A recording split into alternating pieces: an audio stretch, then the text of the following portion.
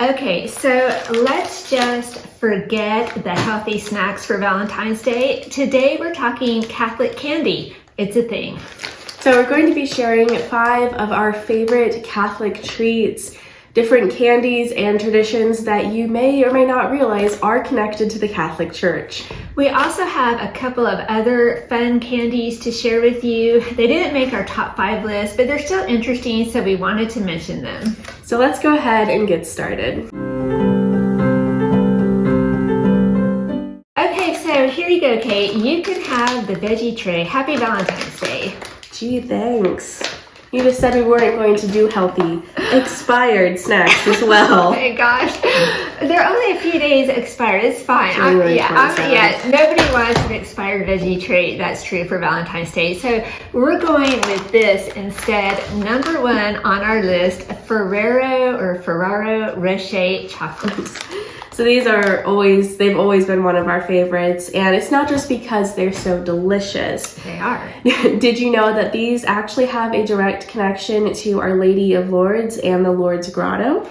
Yes, the owner of this candy company, the Ferrero Company, was Michel Ferrero, and he was a devout Catholic, and every year he made a pilgrimage to Lourdes, which is where the Blessed Mother appeared to Saint Bernadette in 1858.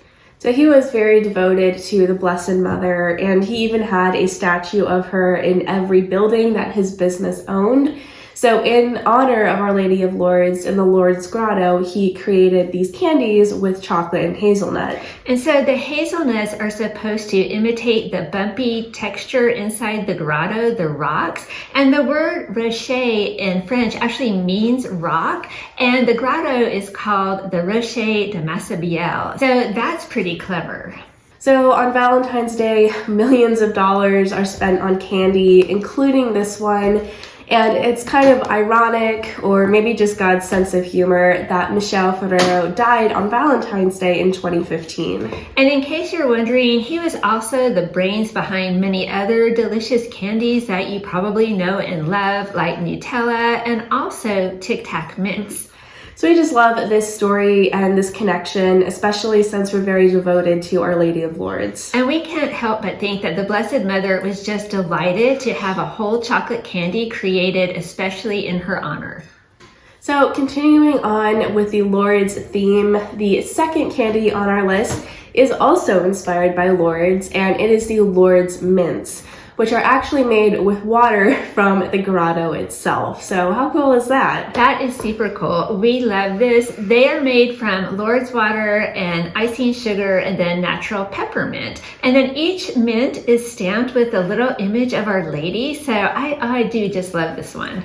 So the idea behind this is that the sweetness of the mint is supposed to just be a small reminder of how much the Blessed Mother loves us. So these are readily available online. They're definitely out there, but the bad news is they're not super cheap. But still, we think they would make a great gift for a special occasion. And you can find them on the Catholic Company website online, and you can get them in this little tin that's also inspired by Our Lady of Lourdes. So you can enjoy the mints and then enjoy reusing the tin with the beautiful image. Yeah, so, it is expensive, but then you get the tin as a keepsake. So anyway, we'll link a couple of sites down below for you that are selling these in case you're interested. So number 3, St. Patrick's Day is coming up next month, and for that, Catholics everywhere can rejoice because there is an Irish potato candy that is perfect for this feast day. Okay, but spoiler alert, there are no actual potatoes in this candy, but here comes Pagan Cat. Okay, so we're interrupting our video for a visit from Pagan Cat, who came to check out what we're drinking in our cups here. So she's just gonna hang out while we talk about number 3. It's actually a combination of coconut and buttercream all rolled together with a cinnamon coating. And it is actually not native to Ireland either. It was first made by Philadelphia candy companies, and it was the Irish immigrants around the turn of the century that made it very, very popular. Because back in the day, Philadelphia was actually a big candy making capital. Who knew? But the candies can actually look like potatoes. Some of them are made with pine nuts, which can kind of look like the eye of a potato. And then the cinnamon coating does lend that brownish color to it. They really do look like little potatoes, little delicious potatoes. And again, you can buy these online, but the good news is that you can make these at home pretty easily. We have never tried it, but we might. Yeah. I don't know. But anyway, we found lots and lots of recipes online, so we'll have all that linked below for you. And we just think that this is a little fun treat to bridge that gap between Valentine's Day and Easter.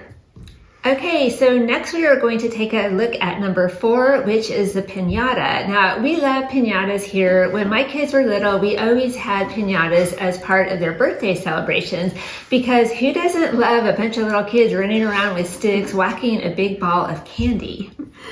So the piñata tradition comes to us from Mexico, and we always thought that the connection between piñatas and the Catholic Church came from Las Posadas, the 9 nights of celebration before Christmas, where piñatas are used as part of the festivities. But it's a little bit more complicated than that. Yes, we can trace piñatas all the way back to the first posadas, but in reality, the tradition goes all the way back to the Aztecs, and they would take clay pots and fill them with little tiny treats, and then they would break those open for celebrations.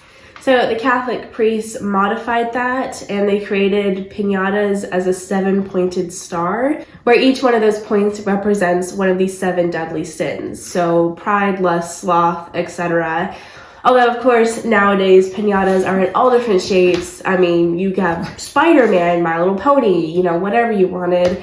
But the authentic piñata still has those 7 spikes. There's definitely a lot of really neat symbolism with the piñata and the shape with the 7 spikes and the 7 deadly sins. For instance, the blindfold that you wear when you're whacking the piñata, that represents how sin blinds us. And the stick that you use to beat the piñata, that represents virtue overcoming vice. And then when it breaks open and all that sweet candy rains down, that represents the flow of God's love and mercy down upon us. So there's a lot of interesting stuff going on here. Who knew? We'll definitely never look at piñatas the same way. But we also think we should have more piñata parties. Definitely. That should be a thing. Yes. I mean, Valentine's Day piñata parties aren't really a thing. But they could be. They could be. We could start a trend. Yes, I'm in favor of that. And number 5 is, of course, the candy cane. It is really amazing to think of how much Catholic symbolism is packed into one little piece of candy. So first is the shape. The candy cane is in the shape of a shepherd's staff. And Catholic bishops also carry a similar staff, the crozier, which is in that same shape, which represents how they're shepherds of their flock. Even St. Nicholas, Santa Claus, was the Bishop of Myra. And the hardness of the candy cane represents Jesus' strength and his unfailing love for us. And it also symbolizes how the Catholic Church has a really firm foundation built on the rock. The white stripes represent Jesus' purity and how he was flogged during his passion, and the red stripes represent the blood he shed for our salvation. The mint flavoring is interesting. Some people say, well, that represents the spices that the wise men brought to the baby Jesus, and then other people say, no, it represents the hyssop branches that are used during Passover. And then you can also just turn the candy cane upside down to get a J for Jesus. So all of this makes me wonder, why don't we have candy canes at Christmas and at Easter? Because the symbolism is there definitely. And the red and white stripes also remind me of the Divine Mercy image. And Divine Mercy Sunday is only a week after Easter. So Easter candy canes. It could be a thing. I mean, definitely the symbolism is there. I'm not sure, though, that it will ever catch on, but it's interesting to think about. All right, so now moving on to our 2 honorable mentions. Obviously, they did not make the top 5 list, but they're still fun to consider. And the first one is candied orange peel, which is a traditional Epiphany treat. Maybe not at our house, but in some places. It is traditionally put onto things like king cakes and Epiphany bread, and the jewel tone of the orange peel represents jewels that might be put into a king's crown. And apparently you can make this at home, and the homemade version is supposed to be way better than the store-bought version. You only need water, sugar, oranges, and several free hours to do it. We did look up recipes for this, and it doesn't look hard at all, but it's a time commitment. However, if you look at pictures of homemade candy pill online, you will immediately want to drop everything and make this right now because it does look really, really yummy. So I don't know, we might try it. We'll see. And our second honorable mention is one that's very interesting, and we've never seen it in real life, but it's apparently a thing, and that is the chocolate Jesus. Okay, so the chocolate Jesus originally came to us from Australia, where a man named Richard Manderson handcrafted a batch of little chocolate Jesuses, and they were filled with raspberry, and they were sold evidently at a craft fair in Canberra. So that kind of spiraled, and other artists picked up the idea. And so we've had the life-size chocolate Jesus be created, we've had the chocolate Jesus song, and even the chocolate Jesus book. The Chocolate Jesus book, yes indeed. You can find it on Amazon where it gets pretty terrible reviews, but I have to say I am really tempted to read it because, you know, chocolate Jesus.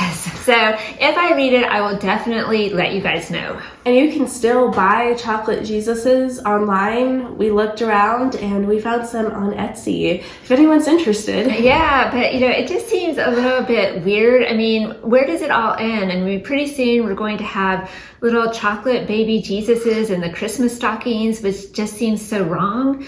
But then again, at Easter time, you do see chocolate crosses, which is kind of strange if you think about it. And we do have chocolate St. Nicholas, and no one thinks, no one gives it a second thought to eat a chocolate Santa Claus. Yeah, but chocolate Santa Claus is just not on the same level as chocolate Jesus. Those just seem vastly different somehow. I don't know. Let us know in the comments if you would try a chocolate Jesus. Let us know what you think about that. Yeah, would you idea. have like a giant life-size chocolate Jesus statue? Because evidently that's a thing. Okay, so there you go. That is a look at our top 5 favorite Catholic candy traditions just in time for Valentine's Day. And let us know down in the comments what your favorite Valentine's Day candy is. It'd be hard to say for us, but probably definitely something with chocolate. We definitely want to get this for Valentine's Day and probably not this. Something Okay. similar. So we hope you have a very blessed and happy Valentine's Day filled with your favorite treats. So we hope you enjoyed today's video. Thank you so much for watching, and we'll see you next time. Bye.